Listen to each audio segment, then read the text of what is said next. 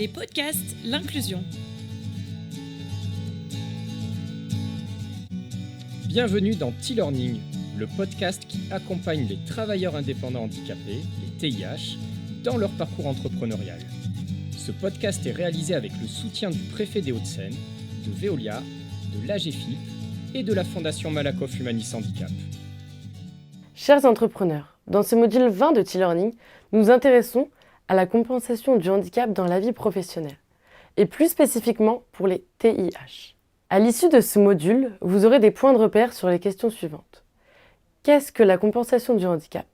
Quels sont les dispositifs qui existent ? Et comment en bénéficier ? Nous allons structurer ce module en 3 parties. Premièrement, les enjeux de la compensation du handicap. Deuxièmement, les dispositifs de compensation dans la vie professionnelle. Enfin, nous présenterons la mise en œuvre. Première partie, les enjeux de la compensation du handicap. La compensation du handicap, qu'est-ce que c'est ? Elle existe depuis la loi de 2005 qui vise à favoriser l'accès à l'autonomie des personnes en situation de handicap. Cette loi pose le principe du droit à la compensation et permet à chaque personne de faire face aux conséquences de son handicap dans son quotidien, en prenant en compte ses besoins, ses attentes et ses choix de vie. La compensation du handicap est donc une aide personnalisée et adaptée à vos besoins, avec plusieurs catégories, notamment l'aide technique, l'aide humaine et l'aide au déplacement. Certains dispositifs concernent plus particulièrement la vie quotidienne, comme la prestation de compensation du handicap, PCH, l'allocation adulte handicapé, AAH, ou la carte mobilité inclusion pour les transports. Pour solliciter ces aides, votre interlocuteur est la Maison départementale des personnes handicapées, MDPH. Les dispositifs qui concernent la vie professionnelle sont délivrés par l'AGEFIP et sont directement attribués à votre entreprise. Quels sont les enjeux dans la vie professionnelle ? Il s'agit de faciliter l'accès ou le maintien dans l'emploi de la personne en situation de handicap et de favoriser son autonomie professionnelle. Ainsi, vous pouvez bénéficier d'aides techniques et financières pour compenser votre limitation de capacité à réaliser certaines tâches dans votre travail. Deuxième partie, les dispositifs de compensation dans la vie professionnelle. Quelques points généraux. Concrètement, les dispositifs consistent en général à financer les moyens de compenser le handicap. Il existe plusieurs dispositifs qui peuvent être cumulables. Financés par l'AGEFIP, ces aides sont souvent appelées aides AGEFIP. Il existe 3 types d'aides à la compensation du handicap.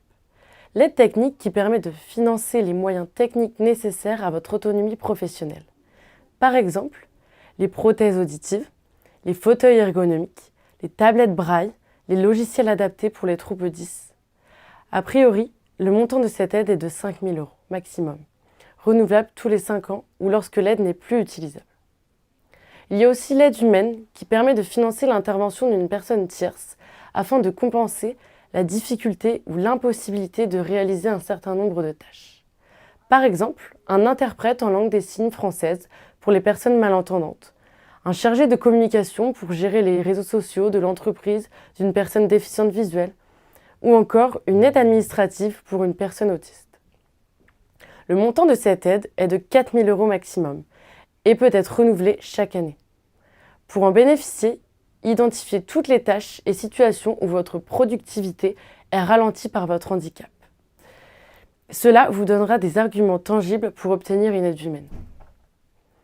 Vous pouvez également bénéficier de l'aide au déplacement qui compense les surcoûts liés à votre handicap dans vos déplacements pour vos trajets domicile-lieu de travail. Par exemple, des équipements à installer pour adapter votre véhicule ou celui d'un tiers accompagnant, l'utilisation de taxis ou de transports adaptés. Le montant de cette aide est de 11 400 € maximum et peut être renouvelable chaque année. Pour l'analyse de vos besoins spécifiques, vous pouvez mobiliser l'aide à l'adaptation des situations de travail. Elle permet d'aménager l'espace de travail des personnes en situation de handicap. Il peut s'agir d'aménagements humains, techniques ou organisationnels. Par exemple, l'achat d'un bureau adapté, la mise à disposition d'un auxiliaire professionnel, l'aménagement du temps de travail. D'autres prestations peuvent être mobilisées, exclusivement sur prescription, comme la PASS, prestation d'appui spécifique. Elle est réalisée par un expert du handicap qui établit un diagnostic et définit les moyens à mettre en place pour compenser le handicap. Ou encore l'EPAST, l'étude préalable à l'aménagement et à l'adaptation des situations de travail, qui est une étude ergonomique réalisée par un professionnel spécialisé.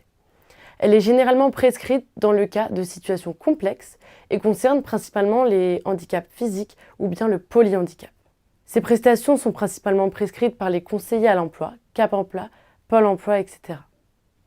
Enfin, l'aide liée à la reconnaissance de la lourdeur du handicap est accordée si vous avez aménagé votre poste ou environnement de travail et que des frais perdurent après ces aménagements. Elle est attribuée pour une durée de 3 ans et renouvelable jusqu'à l'âge de la retraite. Les plus de 50 ans peuvent en bénéficier jusqu'à la fin de leur activité professionnelle. Le montant annuel de l'aide pour un TIH exerçant à taux plein est 550 fois le SMIC horaire pour une décision à taux normal et 1095 fois le SMIC horaire pour une décision à taux majoré, soit des montants entre 5 000 et 12 000 euros en 2022. Troisième partie, la mise en œuvre.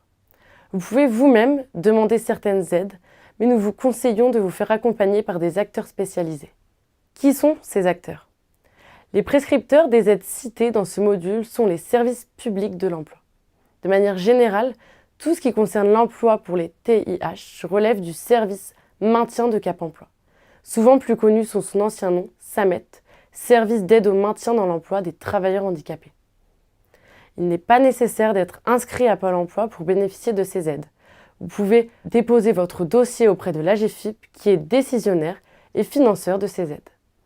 Localement, d'autres acteurs peuvent vous accompagner dans l'élaboration de vos demandes d'aide.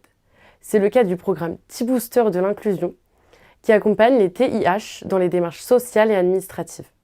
Quelles sont les étapes pour bénéficier d'aide ?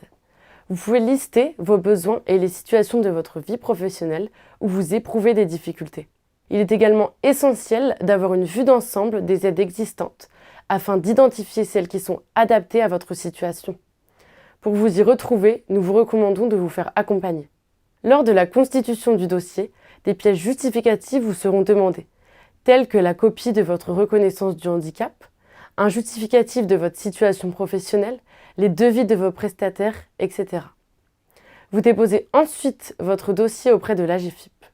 En cas de refus ou de désaccord avec l'avis reçu, vous pouvez faire un recours auprès de l'AGEFIP en rédigeant un courrier avec tous les éléments relatifs à votre contestation. Privilégiez le dépôt en ligne directement via le site de l'AGEFIP ou envoyez votre courrier à la délégation régionale de l'AGEFIP de votre département. Enfin, vous êtes autonome dans votre recherche de prestataires d'aide à la compensation du handicap. Rapprochez-vous des réseaux liés à votre handicap ou d'associations qui vous conseilleront. Pour conclure ce module, sachez que les dispositifs de compensation sont très utiles pour vous permettre d'adapter votre environnement de travail à votre situation de handicap, gagner en autonomie et ainsi maintenir votre activité professionnelle.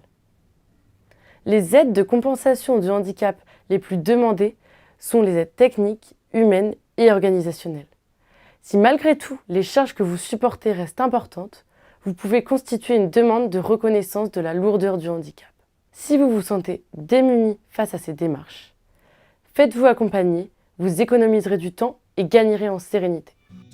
Merci d'avoir écouté cet épisode réalisé par l'Inclusion avec le soutien du préfet des Hauts-de-Seine, de Veolia, de l'AGEFIP et de la Fondation Malakoff Humanis Handicap et en partenariat avec Ashop Entrepreneur.